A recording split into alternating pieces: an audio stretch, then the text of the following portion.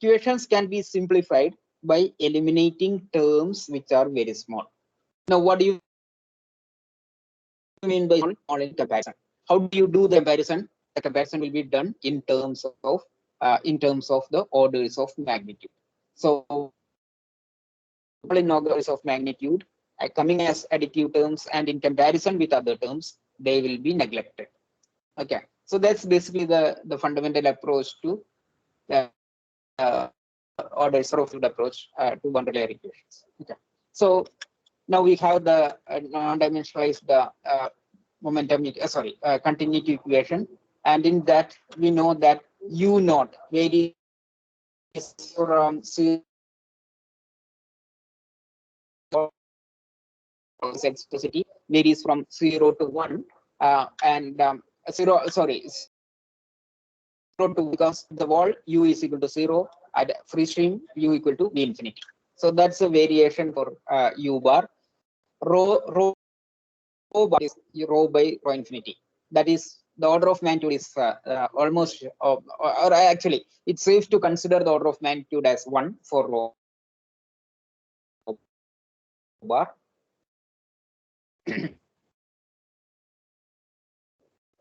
Here, because a lot of others depend on this.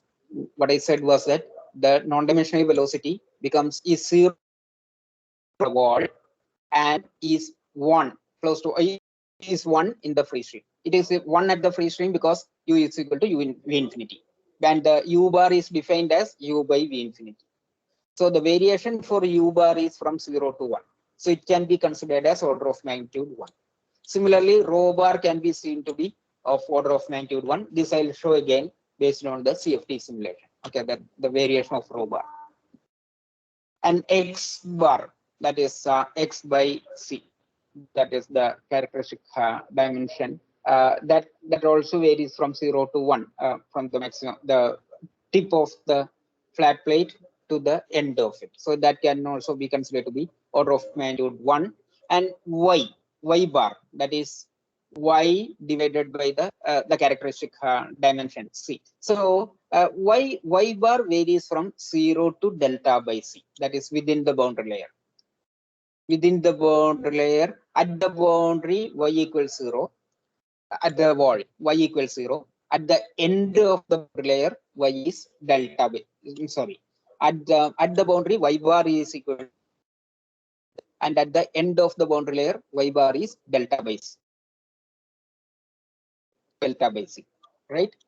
Delta is the boundary layer thickness. So within the boundary layer, Y bar varies from 0 to delta by C. So you can just say that the order of Y bar is that of delta C.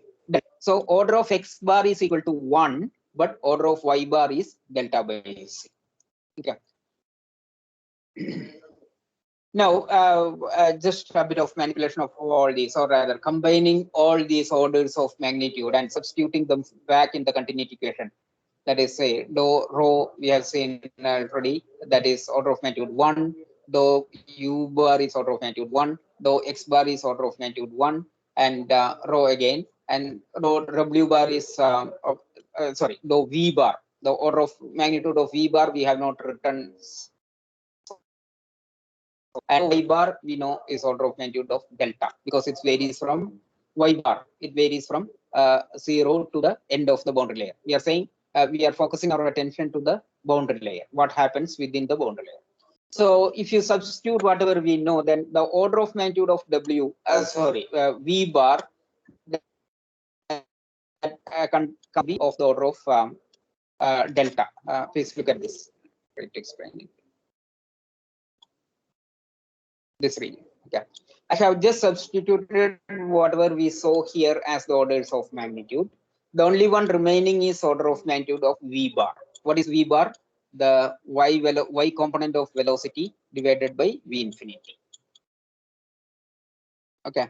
So since the whole thing is written in the form of the boundary continuity equation, this shows that say here we have an order of magnitude delta, and this is order of here everything is order of magnitude 1, and here this term is order of magnitude 1, which means that these two will have to sort of yield unity, which in turn means that order of magnitude of V is order of magnitude of delta. Order of magnitude of V bar is order of magnitude of delta. That is the non-dimensional V component of velocity. I repeat, the non-dimensional Y component of velocity, that is V divided by V infinity, is of the order of the boundary layer thickness. So it's going to be a small value within the boundary layer. This is what comes from the equation within the boundary layer. Okay. I will just finish this slide also. I'll just finish this slide also and stop. Now, a similar analysis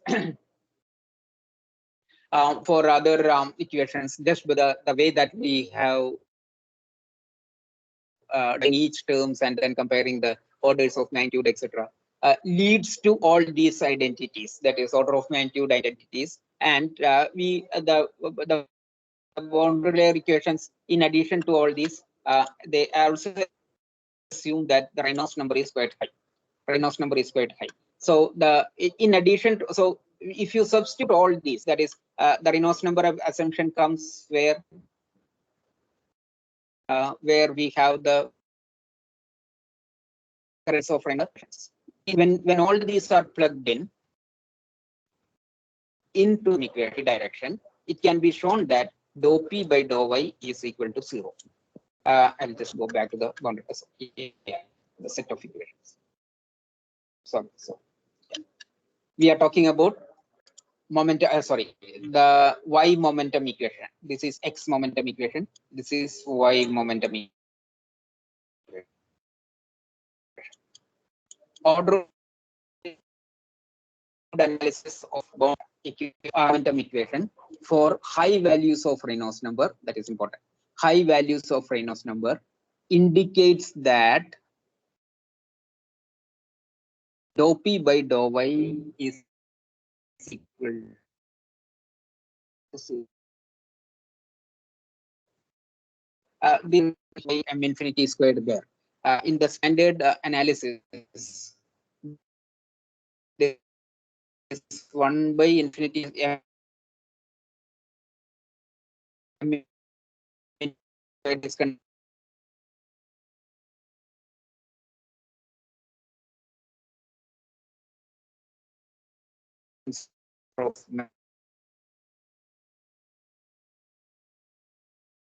we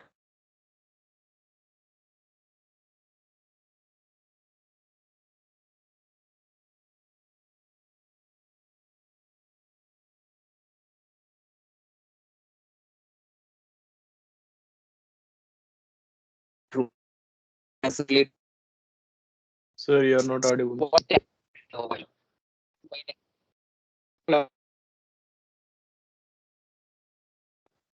Your voice is breaking. Pressure remains constant.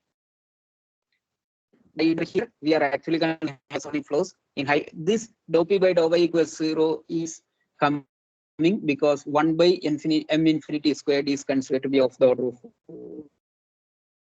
1. Smaller velocities, etc. For hyper flows usually, so that we are not going to the standard formulation of dou P by. Stop it here. Any questions so far, sir? I would like to have at least presentations tomorrow, depending on the time. So maybe starting from etc. So tomorrow we will sometime after the lecture for the for discussing the assignment problems. Okay, assignment 3.